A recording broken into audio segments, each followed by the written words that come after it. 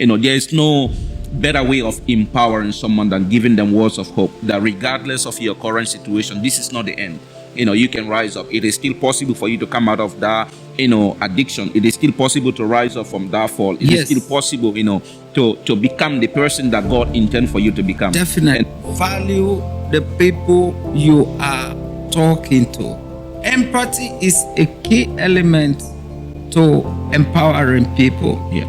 So I believe empowerment, you don't have to be the head for you to empower people. Yeah. So empowerment is one thing that solidifies legacy that lives on.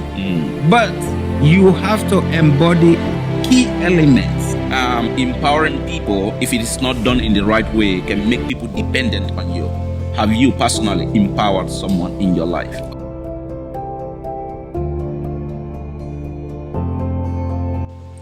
Welcome to It Is Still Possible, a talk show that explores the incredible stories of resilience, hope, and triumph in the face of adversity. In today's episode, we are talking about a topic, empowering others. This topic is about showcasing individuals or organizations that are making positive impact in their communities and empowering others to fulfill their full potentials. And friends, our guest for today need no further introduction. He's been a tremendous influence and blessing to my life, and I believe to the life of many. Welcome, Mr. Lahai. Just for the sake of those viewers that may be joining us for the very first time, if you can please introduce yourself. Okay, my name is Isaiah Faye Lahai.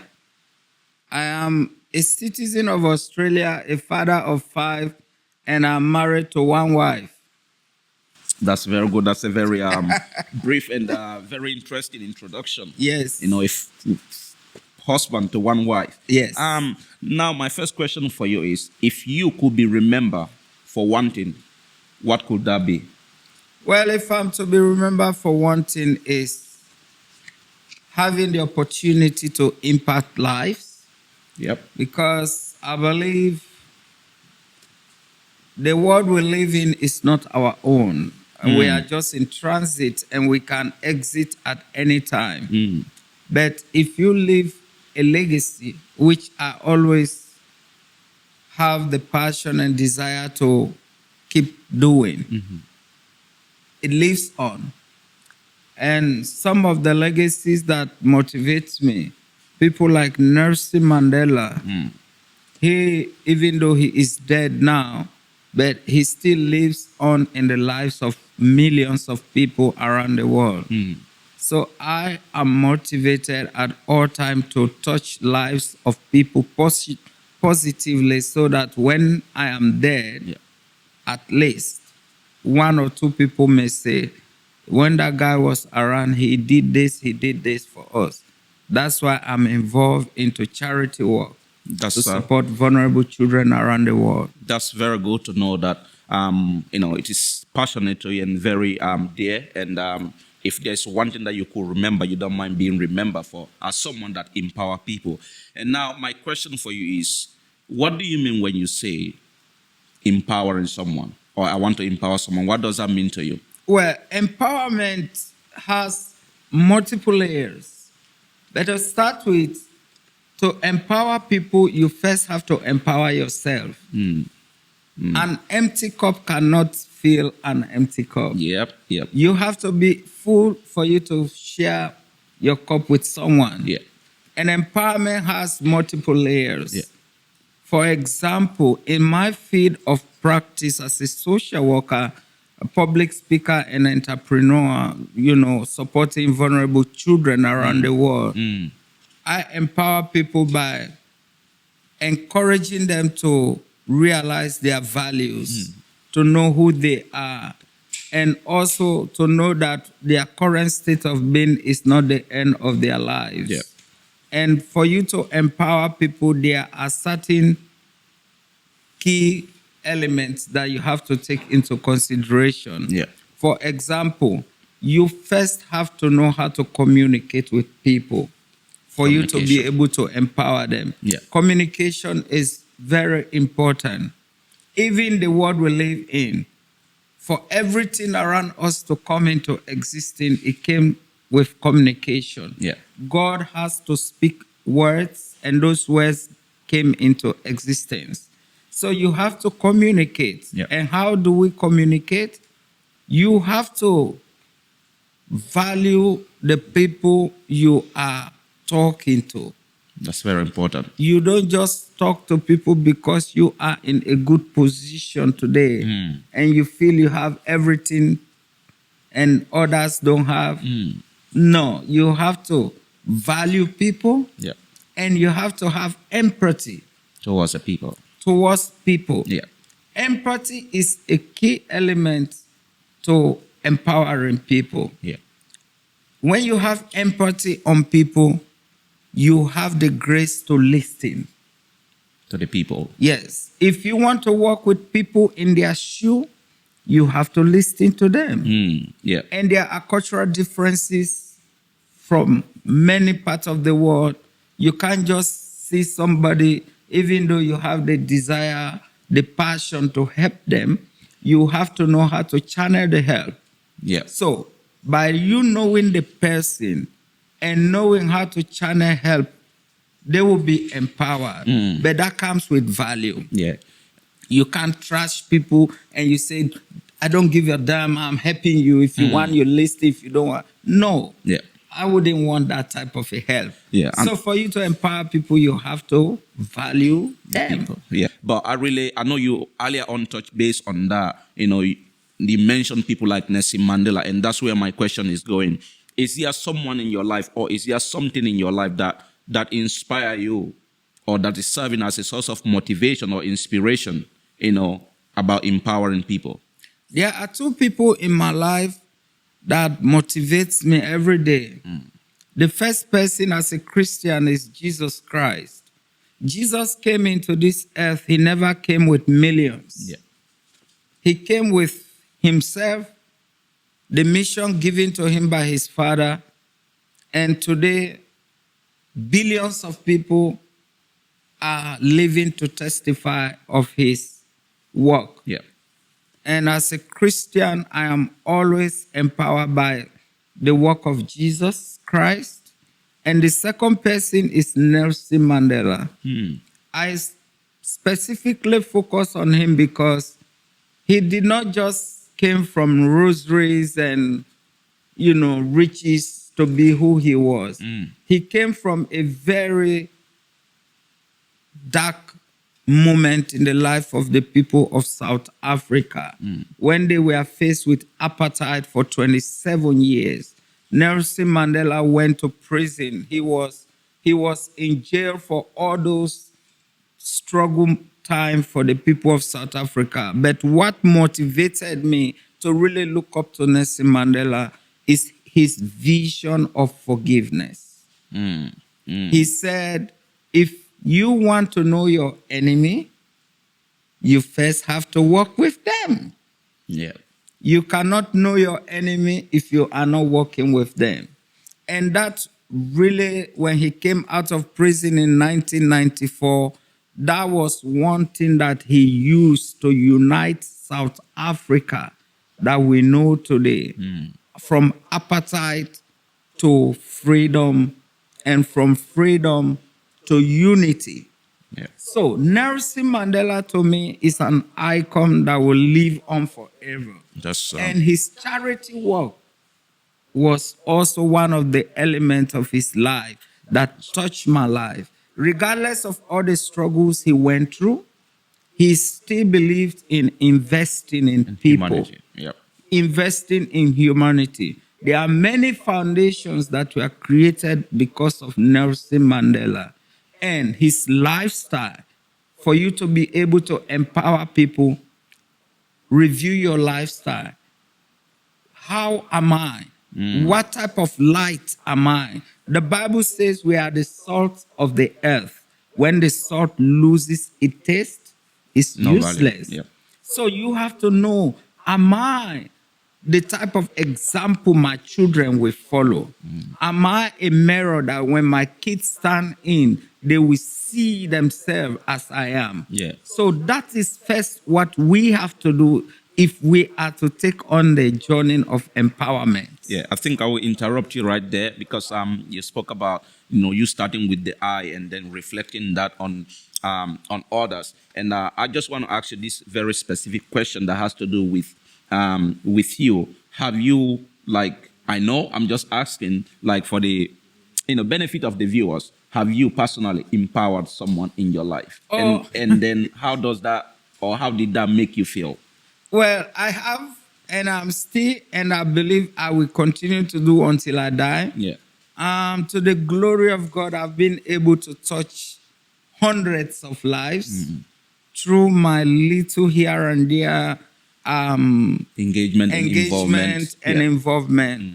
I've empowered passionately from my own family and my own works. I have been able to empower hundreds of kids. Yeah. Some of whom have graduated from high schools. They are now in universities.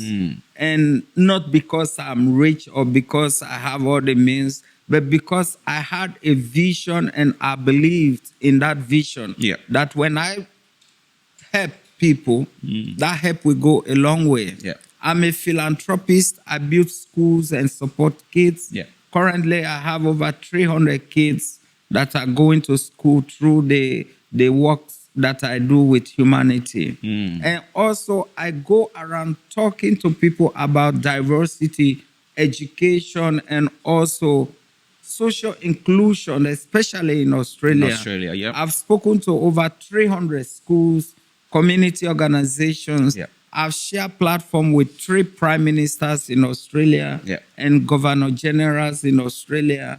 And I've been when I was in Tasmania, I was involved into shaping the multicultural policy for refugees and asylum seekers in Tasmania. I was on the chair for the Premier of Tasmania discussing multicultural issues that affect the lives of people. So I believe empowerment, you don't have to be the head for you to empower people. Yep. Yep. I always refer to from little things, big things grow. Yeah. You can empower people from the background. Yeah. And I know many, many people that does that. They don't want to be seen. They do their it face, from yeah. the background. Yeah. And you can empower people from the front. Yeah. Either ways. Being the voice for the voiceless. Yeah. So empowerment is one thing that solidifies legacy that lives on. But you have to embody key elements In your life. to be able to empower What people. are some of those? If you can just give me 2 of these elements, like that you as someone that desire to empower people, what are some of these elements? Just give us 2 that you need in your life. One of the key elements is integrity. Integrity. Yeah. You Integrity. cannot be someone that wants to empower people if you don't have integrity. You cannot be telling lies everywhere and then you want to empower someone. It's not possible. You have to have the integrity. Yeah. Like Christ said, we have to have the fruit of the Spirit. You have to love people. Yeah. You have to care for people. You have to value people as you value yourself. You have to make sure that whatever you are doing is not going to hurt someone. These are elements. And you have to be a non-judgmental person. Yeah. Being objective. Don't see someone being a drug addict today and then you condemn them. Oh, that's why they are like that because they have done something. No. Every one of us in one stage of our lives, Yeah. we face issues that we cannot control. Of course. And Yeah. for those viewers that may be facing difficult challenges, those that are facing drugs addiction, those that are facing issues with the law, it is not the end. There is hope for you. Yeah. All you have to do is to work on yourself, one piece at a time, and after which you will surely come out with flying colors. Well, you have just done like a very short empowerment. You speaking directly to someone that may be going through, giving them words of hope. There is no better way of empowering someone than giving them words of hope that regardless of your current situation, this is not the end. You can rise up. It is still possible for you to come out of that, addiction. It is still possible to rise up from that fall. It is Yes. still possible, to become the person that God intends for you to become. Definitely. And thank you very much for those very empowering words. And then I have a little bit of a concern when it comes to empowerment, because sometimes empowering people, if it is not done in the right way, can make people dependent on you. So how can you empower someone and not make them dependent on you? If I can give you an illustration, in my background, like let's say I have someone back home that I intend to empower, support them financially, for example, but my financial support can become to the point where they are dependent on me. They are solely like dependent on me. If I don't support them or if I don't empower them, like nothing comes out. So how can we avoid making people dependent on you? Well, I have had a lot of examples of such, wherein when I help people, they believe I'm the bank. Every now and then they will call to ask. Yeah. But there is one thing I told people, and I will always say it. Teach people how to fish. Yeah. You can give them fish today, but teach them how to fish for themselves. Yeah. For example, you can empower people by not just giving them money, but investing into programs that will enhance their livelihood. Yeah. By giving them a pathway that if they choose it and they follow it, they can become self-sufficient for themselves. Definitely. You can help people with financial support, but do not tell them to depend on your finances because you may not have it tomorrow. Yeah. And if you don't have it tomorrow, you will not give them. And if you don't give them, they will not be self-sufficient. So helping people to become independent start with engaging them to believe in themselves. When people believe in themselves, they know that if he has done it, I also can do it. They will be empowered. Yeah. And many times, people look at their weaknesses and say, I'm not good enough to be who God created me to be. Yeah. Well, the good news is, I want to let every viewer know that we all are created equally in the image of God after his likeness. Yeah. And he has a purpose for every one of us. Yeah. Regardless of your background, regardless of your state of being, we all have a purpose in the sight of God. When I go to do public speaking, especially if I'm talking to people that are not from my background, the first thing I tell them that I am in charge. I am the man at the moment. Yeah. If Very you want to get fruit from me, you have to listen to me. Yeah. So you have to place value on yourself. Definitely. Don't say, oh, I was involved in drug addiction yesterday, so I'm no more worthless. Yeah. I'm no more useful. No, you are a piece, a vessel that God has created for a purpose. Yeah. You can never testify without being tested. Definitely. You have to be going through tests for you to have a testimony. Yeah. You should not give up because of what you have gone through yesterday. It is not the end of your life. So be encouraged and be empowered that yesterday I was a refugee and today I'm sharing platform with prime ministers. I never knew that would come to pass, but it did. Yeah. And if it is happening for me, it can definitely happen for any other person, regardless of their background. Wow. That's I don't know what to say, but that's a very brilliant words of encouragement, empowering. I myself, hearing from you, and I know like this is not my first time hearing from you. I'm a witness to, the things that you are involved in when it comes to empowering in the community, some of the things that you are doing. And I would like you to give one or two advice to, our viewers, or mainly our young people, because we live sometimes in societies where it is more of I, myself, and me. And empowering people is not really a priority because empowerment comes with sacrifice, comes with giving, comes with self-denial. Yes. So what advice do you have for our young people when it comes to empowering other people? Well, the advice I can give to our young people, the place we find ourselves today is not heaven. That is the first thing. We are not in heaven. Definitely. We can make life better for ourselves here, and we can make life difficult for ourselves here. And no one tree can form a forest. Definitely. You need a group of trees coming together for it to be determined a forest. Yeah. Do not depend on your own ability alone. Engage with others. Help people not because you want them to help you back. When you help people because you want them to help you, that is not help. That's not, yeah. You have to sacrifice freely and not wanting anything in return. For young people out there, many of them may have skills that others don't have. Don't be shy to share your skills.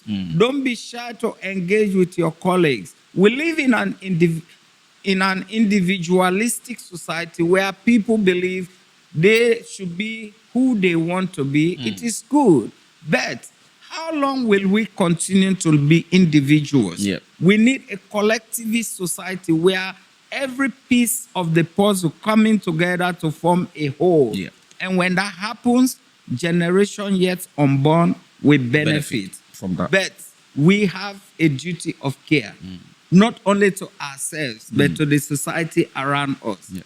I cannot be living a good life and my next door neighbor don't have drinking water and I say I'm good. Yeah. It doesn't work like that. I don't look at prosperity in that way. For anyone to be able to say, I am better off, people around you have to be better off. When you do that, you will go to bed not thinking someone is coming to break your home to take what you have. When you do that, you will go to bed believing that tomorrow the sun will shine on another person and it will be a good day for the community. Yeah. Always have that bigger picture wherein I am in this with a community of my peers. And if we all excel, it is better. If I alone excel, it is good, but it is not better. So having that focus and believing that from one piece to a collective of pieces coming together, a forest is formed, can bring out a positive result. That's very good. That's very good. And I wanted to touch a little bit base. I know I'm going to organize time for that when it comes to what you are involved in, particularly like the school back home, the children that you are supporting. We are not going to go into that today, as I said, because of time. I'm going to organize time, but I want to really know the story behind that. I know empowerment is one of it, but like, what is the story behind it? How did it come about? Well, supporting children with education came about when I was in the refugee camp. I never believed I could go to university to start with because nobody in my own generation, from my great-grandparent to my parent, nobody went to university. So I never believed I was going to go to university because we never had those opportunities growing up back home. So when I came here, I told myself, if I can afford to go to university, so also every children around the world should have the opportunity to. According to the United Nations, education is a right, a basic human right for every human being on this earth. And that motivated me to know that if I can do a little thing from my own point of view to impact one or two lives, it is helping towards the purpose of having a world that is free of illiteracy. So that pushed me. So in 2011, I used to drive taxi at the time. I told myself, how am I going to get this done? And there was no money. And I have no sponsors. And you can never expect people to give you things that they have not seen you doing yourself. So I started putting money in the cash box. Every day I would put money. That was how I started the school program in 2012. I built a school, the first one, I built it on my own. And I started telling people, this is what I'm doing. And I saw good Australians coming on board to support me. And then the second school in Freetown, that also came on board, and I started sending support to the extent I have to send my wife. To go and Yes, she went there to see the school and give supplies of materials to the kids. And those things are what keep me going, because I believe anything that enters me is not my own, because it's going to go to the to the waste Yeah. tomorrow. Yeah. But whatever I give out is my own. Yeah. And that is the philosophy that keeps me going. Wow, this is I wish we can like keep going, but because of time, we're gonna stop here for today. Thank you. I really would like to have you one more time on the show, or many more, to explore the topic of the school, because it is worth like exploring, and then we can talk more about that some other time. But yeah, thank you very much. That's all we have for you today. We believe that you have learned a lot, you have been empowered, and if there's any advice that I can give you in addition to what has already been shared, is for you to empower someone. It can be a word of encouragement. It can be you giving hope to someone. And most importantly, don't forget to like this video, share, and comment. God bless you. Thank you. Please share.